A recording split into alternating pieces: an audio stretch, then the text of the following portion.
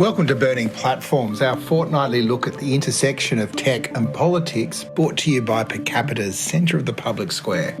I'm Peter Lewis. This week we take a deep dive into AI-generated mind reading with Michael Blumenstein, Deputy Dean at UTS's Faculty of Engineering and IT. But first, our rundown of the latest news from around the world with regular panellists, Digital Rights Watch Chair Lizzie O'Shea and Health Engine CEO Dan Stinton.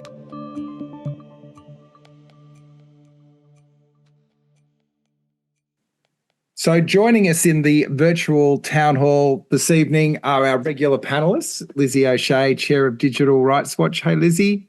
Hey, Pete. Good to see you. And Dan Stinton, fresh from a wonderful concert watching Wilco in Sydney with another Burning Platforms member last Friday night, now in Melbourne, and the CEO of Health Engine. Dan? Thanks, Peter. Yes, thanks for the ticket last weekend. Great show. But we've got other things to talk about. More important, but probably nothing that goes as long as some of those lead guitar riffs. We are being very indulgent. Our special guest, Michael Blumenstein, who is from UTS's Faculty of Engineering and IT, who is going to take us on a wild ride into what AI is capable of, which is an interesting counterpoint because we are often discussing what it's capable of doing bad. And I think Michael wants to challenge us to think a little bit about some of the good stuff, but I'm sure there'll be a bit of toing and throwing then. So it's been a fortnight where there's been some bizarre stories from around the globe, nothing more bizarre than Donald Trump actually making money. So Dan, it appears that he's managed the ultimate grift, which is to set up a social network that no one was on, that made no money, but looks like it's floating for $10 billion, is it?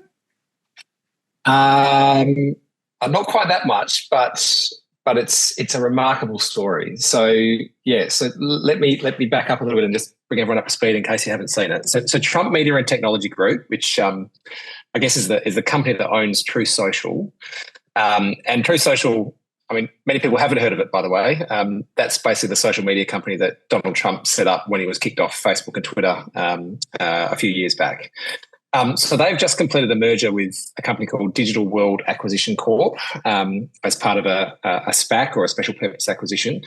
Basically what that means is a listed company, Digital World Acquisition Corp, has effectively merged with Trump Media and Technology Group. And that means that Trump Media and Technology Group is now listed on the US or one of the US stock exchanges. I'm sure I can't remember which one. And I just checked the share price. They're trading at just under $50 USD per share, which effectively makes Trump's personal stake worth about $4 billion. And that gives him a paper net worth, by the way, of over $6.5 billion. So he's more than doubled his net worth overnight and rocketed into the 500 wealthiest people in the world, according to Bloomberg. So, and then, by the way, just as an aside, they're going to change the company's stock ticker to DJT in the coming days, giving Trump a personal scorecard on how much his net worth is. So won't that be a hoot? Anyway, this is good timing as it's turned out because Trump needed to come up with about $175 million bond for his recent fraud case, which he lost. But it is worth noting that Trump is restricted, I think, from selling his stocks in the new vehicle for about 6 months. But nonetheless, he's just had a massive windfall. Now, to be clear, to your point, Peter, Trump Media generated $3.4 million of revenue for the first 9 months of last year. That's according to SEC filings. And it posted a net loss of $49 million over that time. Its daily active user count is about 500,000 and it's going down. To put that in context, Twitter has 217 million, Instagram has 500 million, and Facebook has 2.9 billion. So that's 500,000 that True Social has. So effectively, what is propping up the share price here is effectively all of Trump's supporters just buying the stock, despite the fact that the fundamentals of the company are largely in the toilet. So, look, it's another meme stock, similar to what we saw when people use social media groups to pump up, AMC Entertainment and GameStop a few years back. What I just think is just fascinating about this is Trump has effectively found a way to commercialize a political following. He's basically taken his political following and gone and turned it into a dollar. And it's fascinating in the same way that a car crash is fascinating. But I just worry about what this does to people that can now just find a way to monetize their following with these kind of crazy meme stocks. I think it's a terrible development, but also a really fascinating one. But what does everyone else think? So you're trying to take a company to market at the moment, Dan. Is this the normal route? Rest assured, I won't be following this path. So no. I mean, look, this has come about for two. There are two things here that are driving this. Number one, it's effectively taking, putting a whole bunch of demand against the company's stock by using social media and a following to pump it up. So you're artificially inflating the number of people that are interested in buying a stock by that. That is something that was not possible 10 years ago. And so it's potentially quite dangerous as well. And then the other trend is these special purpose acquisition companies, these SPACs, which are effectively listed companies that people buy into with the specific purpose of buying another company that is unlisted, and therefore bypassing a lot of the hurdles that you have to jump to list on any stock exchange.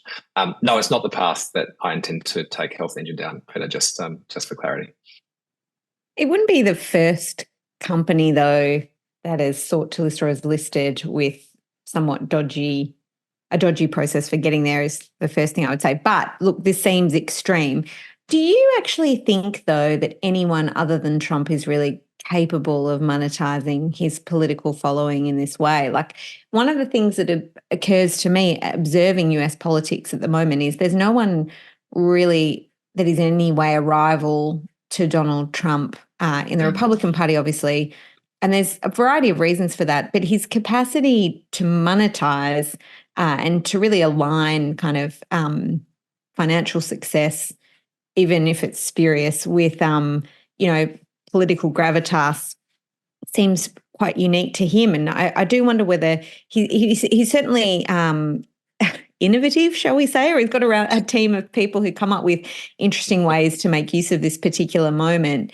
But it's hard to imagine anyone else who even is a Trump acolyte, setting up their own social media, getting banned from social media in the first place, and then setting up his own kind of platform and then finding a way to monetize that.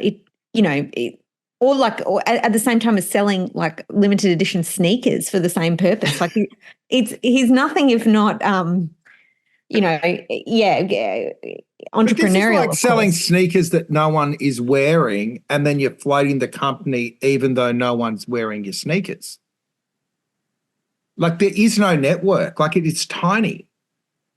If you squint, it does feel a little bit like, all the cryptocurrencies that effectively went through huge valuations just because a whole bunch of people got interested in them and started purchasing them. So I guess that's similar parallels to that. He's a very stable genius, Lizzie. He's a very stable genius, clearly. What's your take, Michael? Well, I was going to say, the network itself looks small, but, to think that Trump doesn't have a following of people that would actually buy the products, listen to him.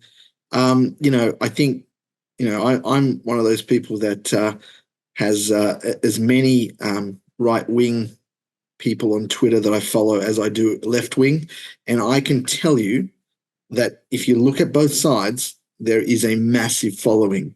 I try to get it equal. I'm trying to be understanding the other person's perspective. And I can say that the groundswell is unbelievable.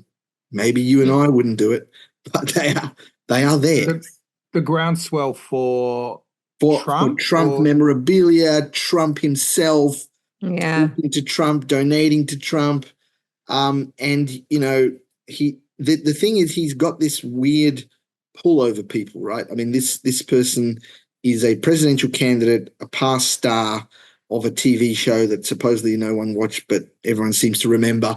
There's some element of gravitas there that I can't explain. I'm not saying it's we may not understand it on this panel, but there is something there. And I don't doubt there's something there. I just can't see. I can see how people would raise money and donate to his campaign, but the sign of faith is the idea that people are going to invest in the company because they love him as well. Isn't this the same thing though, potentially? Don't people treat this investment as a form of donation? Do you think people realistically expect it to grow? I mean, I'd be surprised. I don't Well, think that's the they'll- interesting. Sorry, Lizzie. That's the interesting point that you just made. I mean, he hasn't, as far as I can tell. I mean, I'm not in the US, so I'm not probably close enough to it to have an opinion. But nonetheless, from what I can tell, he doesn't seem like he's even been actively promoting this that much. I mean, how high is the stock price going to go if he actually starts at his rallies saying the best way to support me is, number one, buy my stock, and number two, vote for me at the next election? I mean, this could potentially go even higher, but maybe. I mean, I don't know. I guess it's going to be interesting to see.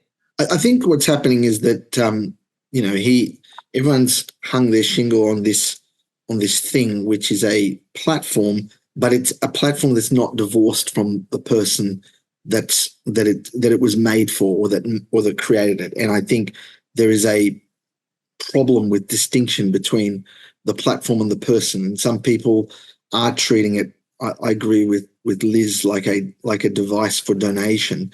But I even think there are some people that that are on it just to get closer to their idol. I mean, there would be it's many like reasons. Mar-a-Lago, but Yes. as a Yes, exactly. I do think You might that have corrected there. it's an odd type of thing. When I heard you quote those figures, Dan, I'm blown away. Right? I mean, where it's sitting now, $50 US. I think that through the campaign, I'd be keeping an eye on that figure, and I have a feeling it will go up. Anyway, we better move on. So let's go to Brussels. 2 weeks after the new Digital Markets Act has been passed, the EU is signalling some serious antitrust enforcement. The European Union this week has announced investigations into Apple, Meta, and Google, the Holy Trinity. And what's really interesting, Lizzie, about these new laws is that rather than looking at the impact of anti-competitive practices and market consolidation, in the rearview mirror, these laws allow regulations to look forward. Why is that a game changer, or is it? Well, what I would say to begin with is that this process of passing these relevant laws has been ongoing for a number of years now. So it's only just come into force, but this has been a lengthy negotiation under the tripartite regime of the European Commission, and it at various points looked a bit shaky, like it wasn't going to make it, but it did.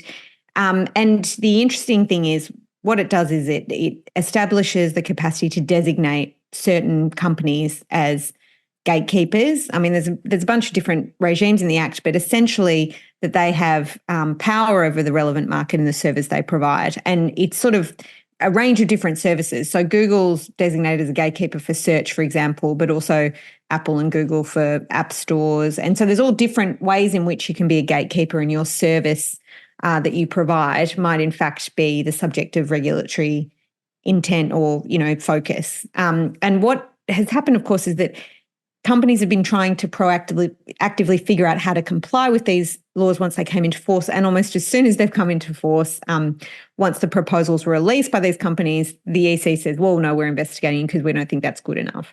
And there's a question around whether there's malicious compliance. Certainly, the interesting thing that I think a lot of people have been focusing on is that Apple is allowing now side loading. So, Android users will be familiar with this, but downloading an app outside of the App Store and being able to use that on your phone, that was prohibited in the Apple ecosystem for a long time, but now is available to European users. And that's one of many changes that Apple has introduced. Lots of other platforms have put forward other compliance plans, but it's not as though the regulators have sat there waiting to see how this unfolds. They've proactively said, hang on, we don't think this plan cuts it, and we're going to investigate you now and figure out what we think compliance actually looks like, which is a very proactive approach to regulation as compared to lots of other equivalent jurisdictions around the world. And I don't know that the companies love that, I have to say. They do seem a bit irritated, given that, a lot of the press is describing the fact that it's only been in force a couple of weeks and then being subject to investigation seems a bit unfair. But it's also fair to say that lengthy process of the development of, I don't know if you can hear my clock chiming in the background, sorry. It's right on the hour. 9 of them? 9 o'clock. That lengthy process of working out, what the laws would be, that's meant that companies have had plenty of time to figure out how they comply. And, there's a lot of legitimate kind of claims that were put in these regulations that were the social mandate for these kinds of reforms. Lots of people understand that having centralised app stores, particularly in the case of Apple, but also to a lesser extent in relation to Google Play, means that, you're forced to pay a commission in circumstances where that might not be considered fair, that they're essentially got monopolistic market power is the claim in relation to that service, and that needs to change. And so there's lots of, I think there's been lots of regulatory interest in this from the United States as well as Europe, but this is the first kind of regulator who's really coming down hard on this across a number of different gatekeepers, a number of different companies, and they're all being put through their paces, shall we say, including having to report, having to front up and explain why they think they're in compliance, and then when, notwithstanding that effort, they've still been, a number of them are still subject to an investigation. So it's a very proactive form of regulation. And does it have, other European laws have an impact into Australia because of companies trading into Europe? Is there going to be that level of extraterritoriality in these laws? Yeah, well, what I was describing before about the availability of side loading outside of, outside of the App Store for the Apple ecosystem, that is not available in Australia at present. But there's lots of other examples of compliance with these regulations where you could imagine there's a lot of utility in companies offering the same service across the board to all customers, regardless of their location, much in the same way I think that the GDPR, the key privacy regulation in Europe, did have a global impact because, of course, if you want to trade with Europe, there's utility in elevating your privacy standards to meet theirs. But also, if you're a global company, there's probably some regulatory efficiency in having a single form of compliance at the highest level rather than attempting to fragment how you provide a service according to jurisdiction. So I think there is real scope for this to have impact beyond the borders. There are ways in which companies can limit that and have already, but there's plenty to suggest that may not last. Dan, you've got some more stories? Well, I guess I could talk about this from, the impact of particularly Apple's dominance and anti-competitive behaviour in the App Store from my time at The Guardian, because, when we were there, we were forbidden from promoting the fact that you could subscribe to The Guardian or contribute to The Guardian financially outside of the app, because Apple restricted you in even telling your customers about that. And so as a consequence, one, that meant that we were having to give a 30% share of revenue to Apple because of that, which is a pretty high amount to be giving away, and doesn't leave a huge amount of margin left. An amount which I think is pretty hard to justify. But secondly, it also means that the consumer then is left with no knowledge, at least, of an ability to subscribe to The Guardian directly, and instead subscribes via Apple. So they're actually Apple's customers, not The Guardian's customers in that circumstance, which prevents us from being able to, or prevented The Guardian, no longer us, from being able to talk directly to those consumers when they signed up. And so, I think it's really interesting to see this, because if you compare the Epic Games lawsuit against Apple that they lost in the US, where, it was on similar sort of grounds that they were going after them, but they lost because, the US has this very different competition antitrust regulatory system where you have to sort of, be able to prove that someone has broken a law. Whereas the EU has gone, this is unfair and we're going to shape the market how we want it. So, and they're getting their skates on, aren't they? I mean, it's happened so quickly. It's really encouraging. I mean, I think there's no doubt, there is no world where you can argue that what Apple does within its App Store is fair and is not anti-competitive. It just is. And so hopefully what this will do is force those companies to be able to adopt practices which enable the people that are reliant on Apple and have no choice but to trade with them to be able to have fairer practices, earn a better margin, and also communicate with their own customers. Michael, a lot of the companies that are in those gatekeeper positions are also positioning themselves in the broader development of AI. Is that an inhibitor of innovation in your view? Well, I just want to make a comment before I go on to the innovation piece about, I just want to make a comment about how EU is approaching this as a first point. Having a proactive law like this, and Liz is going to be surprised when I say this, I'm actually sort of in favor of this. And that really is, anyone who knows me will be worrying that I'm having something else to drink in my coffee.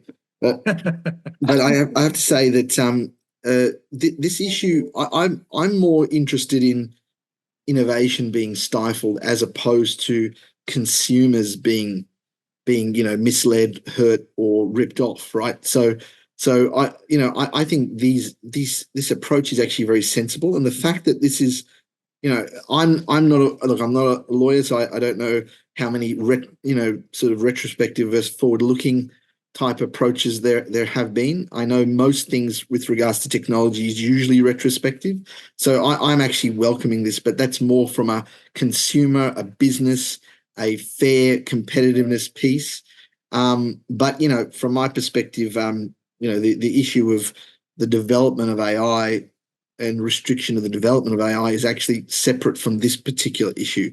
What I would say, though, that whereas the EU has done something I think quite groundbreaking here, I think it's actually done the opposite when it comes to its own EU framework that it's developed for AI. So I actually am thinking that their approach is a little bit it's not understanding AI properly, and it's actually going to hurt it in the long run in terms of AI innovation. And I would feel that there'll be lots of startups and companies, not big companies, I'm talking about startups, fleeing the EU if they can't innovate on the basis of these quite constrained laws. So I think they've got it right here, but they haven't got it right elsewhere. We might put a pin in that point as we go deeper into your work in a few minutes. We might just round it out. The issue I thought I'd bring to the table this evening is the so-called Post and Boast laws, which are becoming a bit of a trend line in get tough law and order legislation around the country. Now, let's start with the fact that I love rhyming couplets. I love Meals on Wheels. I was a big fan of Scott Morrison's Shake and Bake. I love to set and forget.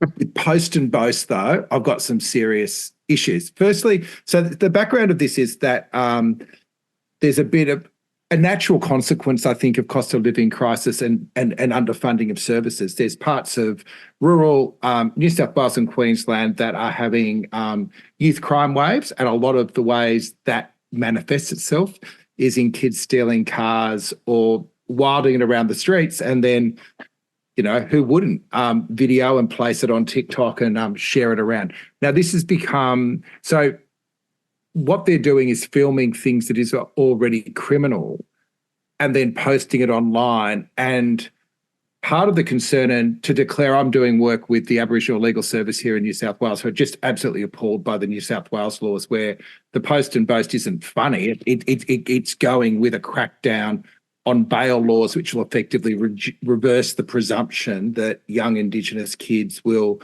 be put out on bail rather than kept in jail, sort of condemning them to huge impacts for the rest of their life and sort of putting a lie to the whole idea of closing the gap and the lie to listening to First Nation leaders, which was what The Voice is meant to be about, but go figure. So my question to the lawyer in the House particularly is, so if you've already broken the law once and then you get caught because you've filmed it and put it on social media, you're actually getting two crimes, which then raises the threshold to make it more likely that you won't be given bail for getting out. So it seems like they're trying to sort of almost do a double jeopardy on the kids with these laws. And it's not just New South Wales. They've already come into place in Queensland. For some reason, the federal opposition, who is also trying to get in on the get tough and crime, are now introducing their own private members bill on this. So the way to get tough on youth crime is to come up with a rhyming crime, Boast and Post, and Post and Boast, and basically outlaw putting stuff up on social media. Discuss. Yeah, to me, I would have thought the more appropriate way, if you were seeking to censure this kind of conduct, is for it to be a factor that's taken into account in sentencing, for example, rather than, say, a separate offence for the kinds of reasons that you put forward in that, you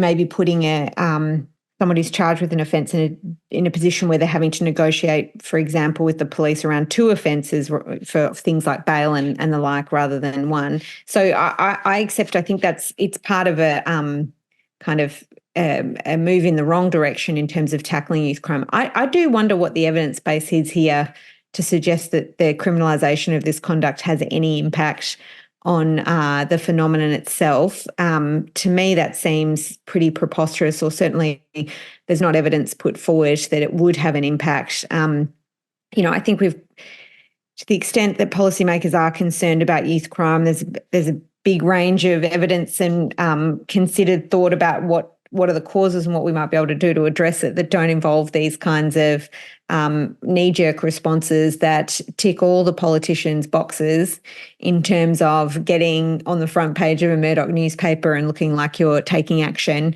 when I think that's not necessarily true. I mean, it's just now routinely the case, I think, that we look at giving big tech a kick or pointing the finger at tech being a huge problem for any kind of social issue that's a bit more complex than politicians would like. And this is an easy way to look like you're doing something. So it's becoming a bit of a tradition, and I think we could do better.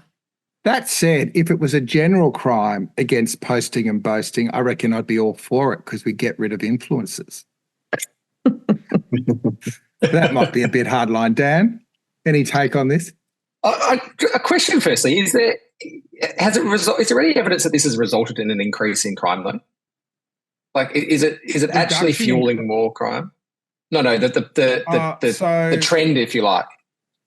So according to a legal analysis that I lifted off from Criminal Defence Lawyers, thank you very much, and their blog, the government's rationalised the move by saying it's aiming to curb youth crime, and there is circumstantial evidence from the New South Wales Police that exhibitionist behaviour was encouraging further criminal behaviour. So I don't know if that's what you call a rigorous evidence base or not, but there are a lot of air quotes in that justification. Yeah, I mean, look, I don't know if I've got anything to add here. It just feels like another downstream consequence of the performative nature of social media. You know, there's trends that are harmless, like, I don't know, fake eyelashes that go past your eyebrows, which seems to have originated on social media and has now become a global phenomenon. There's this planking was another one. A journalist called a New Yorker death count. Yeah, it did. And also a New Yorker journalist called Kyle Chayka wrote a book on how you could go to any city in the world now and get a hipster cafe which had like polished concrete floors and subway tiles and guys behind the baristas with long beards, and they were all the same. And it was basically came about because everyone was just posting the same thing on social media. So it looked like a contemporary version of Starbucks, but it came about just because people were posting on social media. Anyway, it's a bit of a long bow, but I just wanted, it's just another downstream consequence of the performative nature of social media has given rise to this. It sounds like it circumstantially at least might be giving rise to this kind of trend. This is probably the more harmful one, but I'm probably going out on a bit of a limb, Peter. So let's move on. Let's stay there. Anything you want to add, Michael, or should we talk about your very important? No, I would love to actually add just something very brief.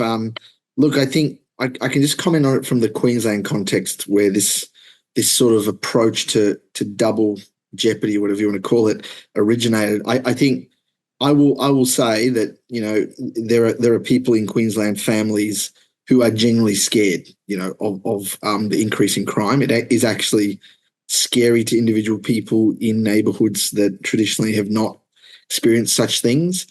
If anything, I perceive this to be a way to sort of, you know, by the government showing in Queensland and now in New South Wales that they're going to crack down on this. You know, it illustrates something that will make the people feel better, right? This is an approach to try and, you know, get public sentiment to see that the government's doing something more than actually it having to actually do it. You know, so I agree with Liz that it's probably something that should be, you know, put into consideration in the one sentence or the one, you know, thing. But I have to say there are people scared. And if this catches in New South Wales, then I'd be worried.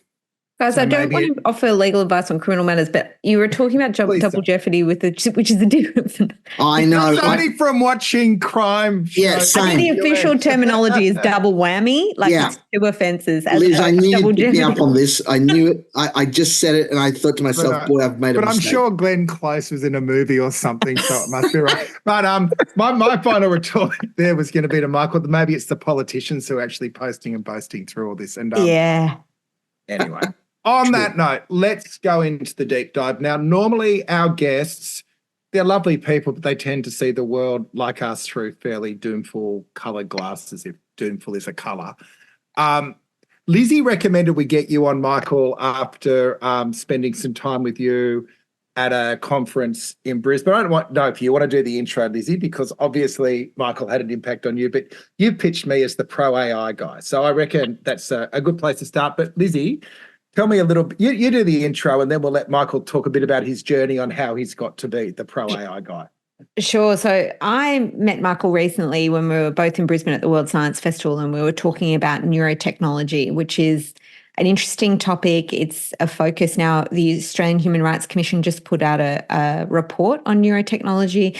There's obviously a large number of scientists working in this space. And I must confess, until relatively recently, I had not understood the scope of the field or the ways in which it could be potentially, the ways in which it exists in our everyday lives, but also be incorporated over time. And I think, what I found interesting about Michael is that he talks about the science, and the science is really beautiful and exciting. And I was sitting there complaining about all the potential human rights implications. And I'm not sure I was the more popular panel member, but I really wanted to hand over to Michael because I think it's a really interesting field. Possibly the most interesting thing in the universe is what is between people's ears. It's the thing we understand the least. And science is offering us an opportunity to learn more about that. And Michael really is at the cutting edge of that. So maybe we can start by you telling us a bit about your work, Michael, how you came to this field and what kinds of things you're working on at the moment. Great. Thanks for the intro, Liz. I appreciate that. And thanks for allowing me to speak on the AI topic. Look, I've had a journey around, I don't want to go to the beginning, otherwise we'll be here all night, but I started liking the use of computers when I was like 10 years old, right? So, and that was like Atari, okay? So let's not go there. It shows my age, but what was interesting, I always loved the concept of being able to, tell a computer to do something and it does something which appeared to me to be magical, right? And we're living in a world now where that's what AI appears to people to be, right? So the journey for me was I started studying something that I thought was really interesting when in my honours year at university, actually in Queensland, at Griffith, as talking about, I tried to find a supervisor that would teach me more about what's this thing called AI that everyone's talking about. A lot of people don't know that AI stretches back not 5 years, not 10 years. It goes back to 1943, right? So the first ever artificial neuron created by McCulloch Pitts, obviously not in a computer, but in a different way. But an electrical, vacuum tube / sort of different model version. But if you think about that AI has been around for that long, we're just experiencing the hype in a very tiny part of the history of AI. So when I jumped in on the bandwagon, it was just getting hot, right? So the first wave was in sort of the 80s, people won't realize this, but where we are today is because of some of the work that was done in the late 80s. Okay, so and then we had what was called deep learning came in, and I've been on that journey the whole time. So I've been working in that field for 25 years, and I wanted to work in this field because it was exciting to me to see that computers could be trained to do things. So unlike what you'd normally do is program a computer and type in some code and it just follows the instructions blindly, you can teach it something and it learns and then it spits out something which seems intelligent. And that's been going on for decades, right? So, but what I think at World Science Festival or somewhere, I made a point that the difference that we see in AI today is that ChatGPT along this journey, so the milestones have been 86, 2015, 2022, right? They're the big milestones. People don't know probably the milestones before ChatGPT, but ChatGPT was the first time where everyone anyone who got access to a computer and the internet could type in some stuff, and the computer could come back with seemingly educated stuff.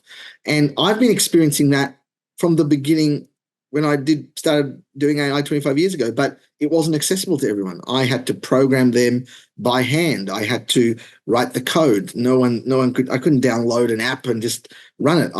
I used to create them, and there were many people like me all around the world, but not as many as there are now, people who can actually use AI from their desktop, from their computer at home. So I'm really excited about that topic because it's literally the area where we can try and understand us, humans. It's the area where we can try and mimic or create a non-biological representation of the brain. And as Liz said, it's the most complex object in the universe. If we can untangle that, we open up a whole bunch of new knowledge that we as the human race have never. Can I ask? So you said you got really excited because you could come up with a way of mimicking us. Like, yeah. Why is that a good thing to do? Well, you see, whether we like it or not, and whether we do it consciously or not, we do think of ourselves as the perfect thing out of evolution, right? So a lot of people, the human being is by some people, whether it's from a religious point of view or whether it's from a purely evolutionary biology point of view, is the pinnacle of what's on Earth as a living being, right? So if you can mimic and or create something from your hands and your mind that is like us, well, you've reached the pinnacle. So that's why it's exciting. So you want to be like God, basically? Is that what you're saying? I never said that. What much more diplomatically. What I'm saying is that what's exciting, I think, so there are two things here. There's a philosophical element around trying to create something that replicates us. We are special. And by the way, I'd like to just qualify this by the fact that we are nowhere near creating anything like us, even though people think that's what's happening. We are nowhere near it. So ChatGPT and a million large language models are not going to create anything as complex as us. We are very good at creating AI that can do one thing really well. We are not good at creating AI that can do many things: make a cup of coffee, talk, read books, cycle, drive a car. That doesn't exist, and we're not even near it. So I think the difference where I am from some of the other people in my field is that there are some people that are saying, look, what's called general AI is coming around the corner. Literally tomorrow, it is going to become sentient and it's going to rain hell down on us and the world's going to end. So we are so far from that. That's number one. And secondly, number two, would it want to do that? The assumption that it's going to do that is another conversation altogether.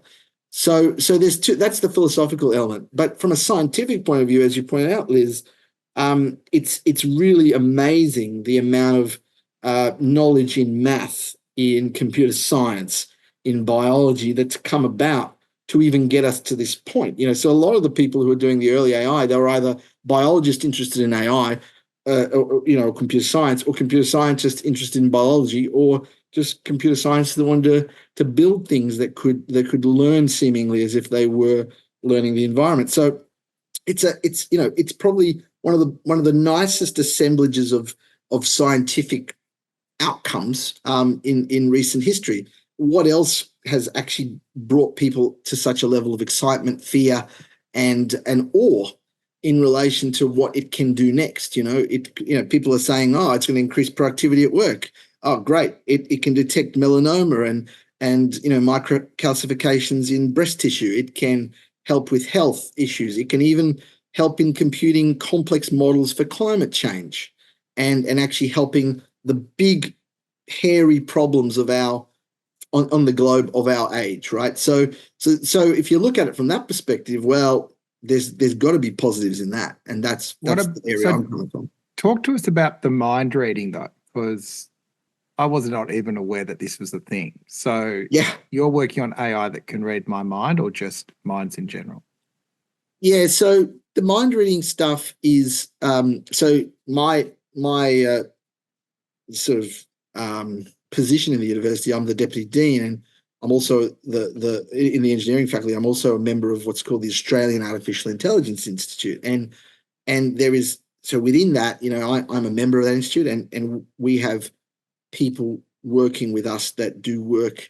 Well, we have a very large concentration of AI researchers, but this particular group is working on mind reading AI technology, which has always been, initially for a different application, but is now focused on sort of the health area. And what they're sort of saying is, look, we've developed this technology that can take EEG signals, so electrical signals and impulses from the brain, which are waves, and they can actually process those waves from a cap that a user wears. So it's a non-invasive procedure. It's literally electrodes that read the signals from the brain, create a brainwave, an EEG signal, and the AI can actually break apart the EEG signals into words. So a person doesn't have to speak them, the words that is.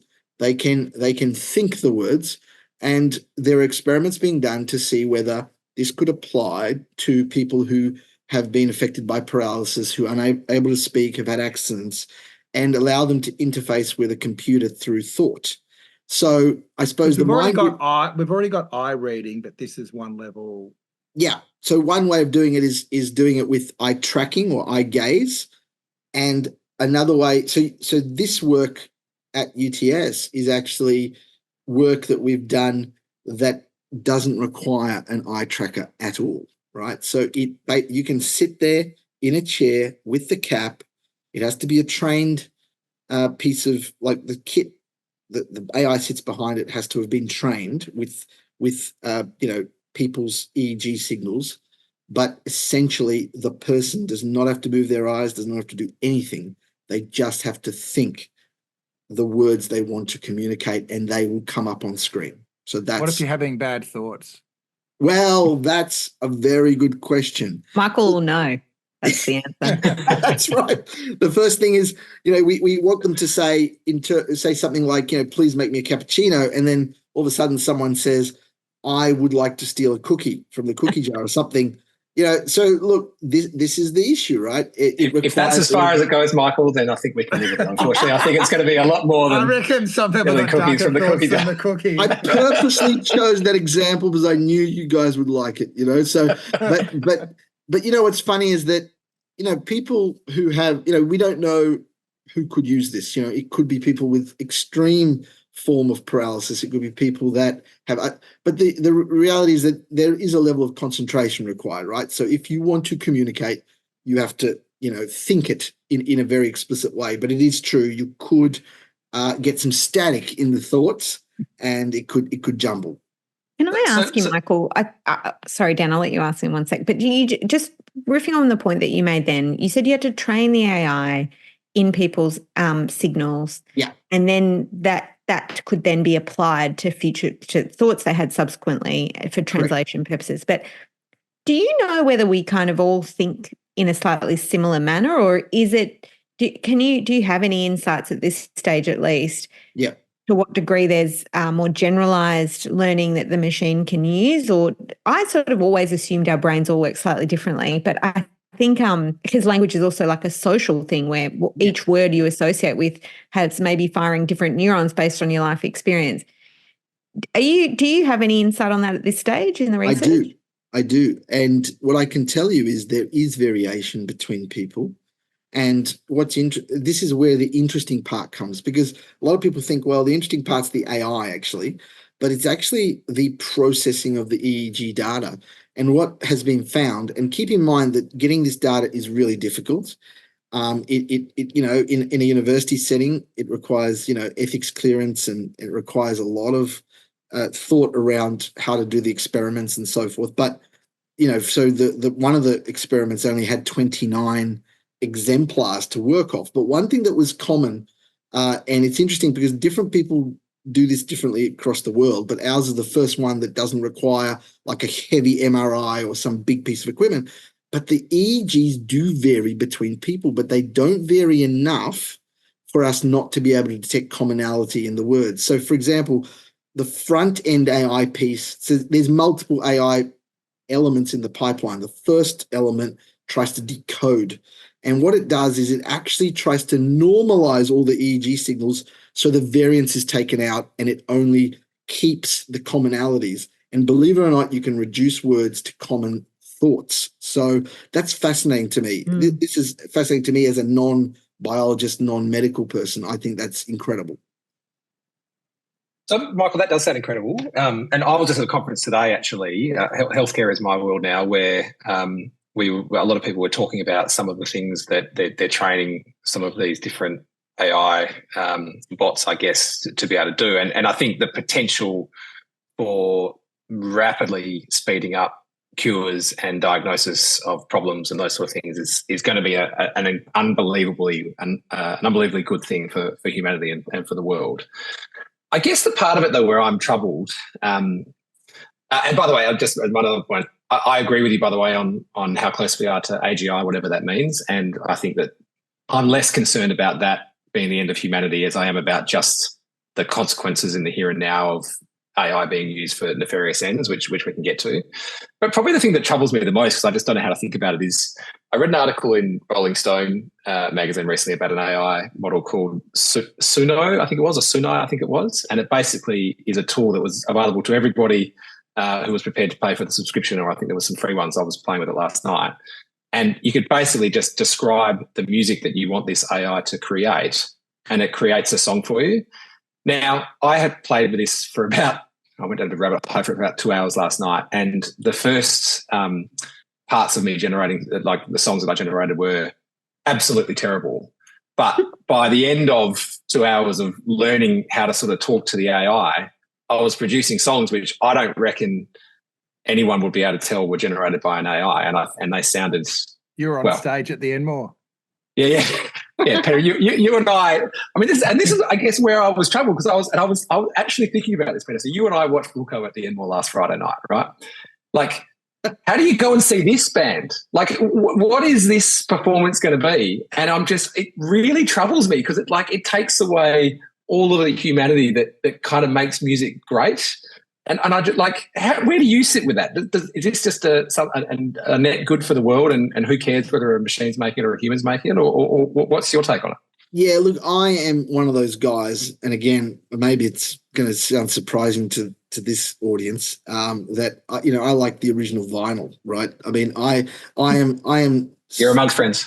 I like the imperfections. I like the static. I like the feeling of distinctive humanity in something that is played. And I less think about the sounds and music, more I think about the images, that are being generated.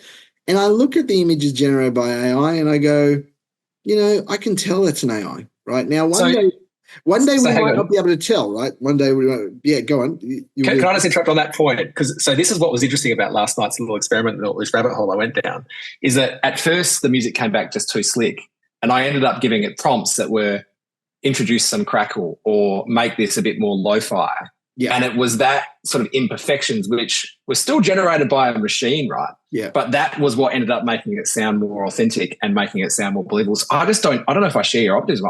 I reckon it's going to be impossible to tell pretty soon whether it's a machine making it or not. Well, let me equate this to something else. You may not agree with me on this. Again, I'm more of an image guy, right? But I don't know if I should be even giving this example to this audience, but Star Wars, right? The original Star Wars, okay, and the last Star Wars. What difference did you see in that, right? I found the first Star Wars movie with no digital special effects, no digital film, far more enjoyable experience, and the last one looks so bad. It was beautiful, but it actually lost its element. I actually feel that I sort of agree with you that, look, we will get to a point where the distinction will be hard to make, but there's this uncanny element that I think will still remain. And I do think that we as humans will be able to detect that, to the point where it will still seem unnatural. And even if it doesn't, I think there will be things that will be created in those songs that will still make it will look like a human could not have done that. In other words, this is so amazing that it's just too ridiculous. So look, I get where you're coming from, and I am concerned about certain things going past, and that's where I think we do need some element of check and balance. So with images, that was what I was going to ask you, Michael, the guardrail question. So you're very much, I can see, a could guy, and like it seems amazing work. But what could you do next? What can we do? Where does the should come in, and who should be making those decisions? Do you think this is a call and response? So passionate technologists say, what could we do? And then we design guardrails, or should there be a better conversation happening at the source? Like obviously somebody who's physically constrained that you can give the power of thought to, amazing. But if you use that to enhance the abilities of an evil genius to take over the world, I'd have a bigger problem with that. But where are the lines? Yeah, look, I think, and I'll be biased speaking as a university person. I think that we're very fortunate to have a university system that has those guardrails as part of the research we do. We do commercialize some stuff, but a lot of it's actually pure or applied research, and that, as I mentioned earlier, goes through some ethical, protocols, but also some thought goes into it. What's lacking, of course, once it gets out of the university and gets into a commercial setting, is that's when it goes, off the rails, so to speak. It's interesting. I loved speaking with a person on another panel, last year. It was a startup that was doing work in, I think it was actually health again, using AI with health. And she was saying, look, I'm a CEO of a startup, and the one thing I can't do in the startup is I actually don't have the capacity to do my own sort of ethical and guardrail checks. So I partner with universities. So I'm not trying to sell universities as partners to everyone, but the reality is I think there should be some uniformity around how we think about these things, and we should look at best practice for that. I think that there needs to be, particularly around health-related things, lots of care. Whatever we do, though, even if we put the best guardrails in, even if we do the best, sort of best practice thing, there's this view that I think there'll always be bad actors, good actors and bad actors. The bad actors are always going to be there. And what we have to hope as good actors is that because they're doing bad things, they're not as well equipped in the skills to actually do more damage than the good guys or the good girls, But isn't that a naive optimism? Like, where in human history has the good guys won? I used the example at the World Science Festival. I said that when it comes to viruses, computer viruses, the good guys have won. So when's the last time you had a virus that affected your computer? And what happened there was it's a win, right? It was the good guys come out with a patch, the bad guys come up with a new virus. We've got to a steady state now where we understand the landscape, and we have a block that does not allow that to go out of control anymore. We've got other problems, phishing scams and cyber hacks and ransoms, but go back to the humble virus, that is not the issue anymore. And I think we have seen technology always in technology triumph. The people who have got the resources and the people who are usually the skilled people are the ones who have a good imperative behind them. So I'm not trying to be naive and say that that's never going to happen, that the bad actors are going to get one up, but it's not going to be the steady state, right? Because, the whole point of AI for the last, since 1943 has been about doing better things. And I can't even name on my 5 fingers the bad stuff that has come out of AI research. I don't know if you've heard of it from 1943 to 2015. Military drones? Yeah, well, you got any? So military drones is an interesting one, because that is not necessarily AI, right? So that is uncrewed aerial vehicles, robotics essentially, but not necessarily intelligent, right? You could have military drones controlled by humans, so it's just an extension of the human doing the bad things. And that, by the way, has only really been popularized in the last 5 to 10 years, right? So I think, and there are some concerns that I have around militarization and weaponization of AI. I think that is a genuine concern. For example, it's funny, in my university, the only thing we don't go near is research with tobacco companies. But actually, if you went into the detail and you said, well, I'd like to build this AI weapon, I can imagine that our committee overseeing that would not approve it. So I'm sort of the view that there are some red lines that we need to look at. The problem is that that's not something we can always stop from one government to another. There are governments out there that will not have those restrictions. So that then leads us to think, what do we need to do to combat that if they aren't having the guardrails and we do? Yeah, I must say there is an interesting book I've read recently by a woman called Nita Farahani, who talks, the book is called The Battle for Your Brain, and she talks about neurotechnology, and she talks about, I felt a bit like the bad news bear coming on the panel that Michael and I were on recently, because he gave this great explanation, beautiful science, like imagery, all these incredible innovations that they're and discoveries that they're making. And I'm here going, yeah, well, just think how it's going to be used in bad ways, and it'll be, like it's considered a, column of warfare, like mind control, like it's not.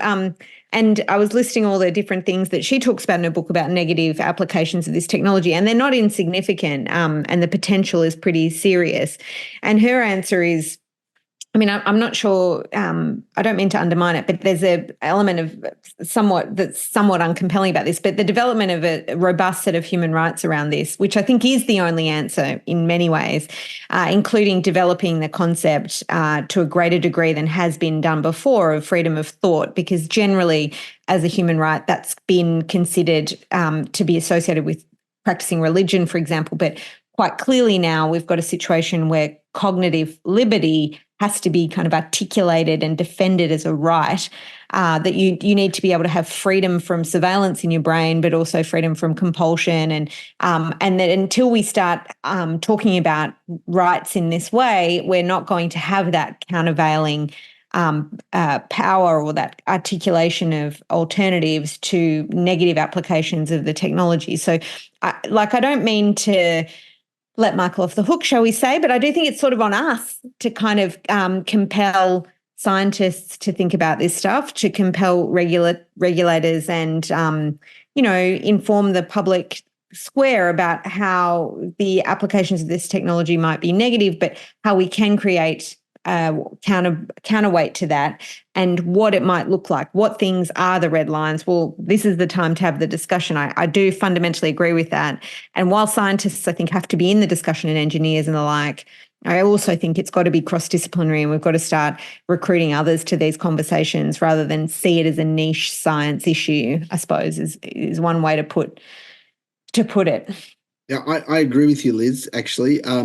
That's where my university's going. We've got a lot of research that's now AI with multidisciplinary. But I just want to take the point about the bad news bear. I actually think exactly what actually happened on that panel was a really good example of a robust discussion and pushing the boundaries on both ends. I think it needs to happen. That to me, I think it was a good conversation. And I think the audience on the day reacted that way. And why is that? Because I think, the scientists sometimes don't go to the end and actually think of what is the worst or best possible outcome. But sometimes you do need, particularly when we're at a precipice here, right? The world has a fear. There is an ingrained fear that, at least sometimes it's curiosity, sometimes it's actually all the way to fear. We need to be able to be prepared to have those conversations to either allay the fear or at least explain what's going on. And I think it does need technical people to sort of explain what is it actually is happening behind the scenes, because the thing that I really dislike is people calling it magic, or there's just something that's behind a curtain and no one knows. It's math, okay? That's the bottom line. It's math, and if the only people that are scared of math are my daughters, they don't like it. But the reality is that most people don't realize that there's nothing. If you explain it in a way of what it actually is, that's one part of the equation solved, because I think we just don't want people thinking AI is something esoteric. The second thing is, I think, having the conversations around the boundaries, the red lines, the debates. This is super healthy. I think if we don't see, someone asked me, I was on ABC Radio one day. It was around the big scandal at the time of Sam Altman being pushed out of OpenAI and then coming back, and the whole issue of that he was hiding something and doing something and all that sort of stuff. And they were asking me, so what are your thoughts around? I mean, do you think that there's something sinister or whatever behind this, and do you think there's enough guardrails within OpenAI to actually keep him in check because he is going to go off? And I said, well, actually, the fact that nearly every company that I am aware of in AI is having the conversations about guardrails. Maybe they're not doing it perfectly. Maybe they're not putting in the guardrails. Maybe they're not listening to the laws that are coming out. Maybe they have to be pulled up by the EU to be proactively interrogated. But one thing's for sure, I am dead sure the conversation has really started, and it's happening in commerce, it's happening in business, it's happening at universities. That is the good thing that's happening. And another role is for us to educate the public around this. Well, thanks for having the conversation on burning platforms and being, I think, the first person to bring out Lizzie's nice side that I've come across in the the world of tech bros. So I'm embarrassed. Yeah. No, it was a great discussion, and thanks for being part of it. Thank you. Yeah. I think that's about it. Is there anything in the Digital Rights Watch to do what's coming up, Lizzie, that people need to know about? No, not particularly, but I'm very keen to set a program of education for your daughters, Michael, to get them enthused about maths. So maybe that can be... I did tell a bit of a fib there. One daughter really loves maths, one really doesn't like it, but but that's good. That's a slightly better strike rate, I must say. That's healthy in itself.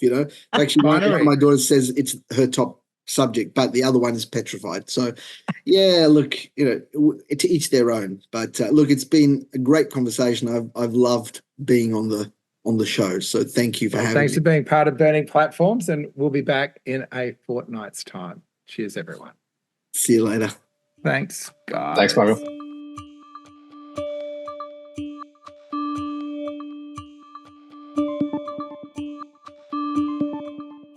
That was Burning Platforms, brought to you by Per Capita's Centre of the Public Square. It was recorded on March 26 and produced on Narn Land by Rebecca Connell. Talk again soon.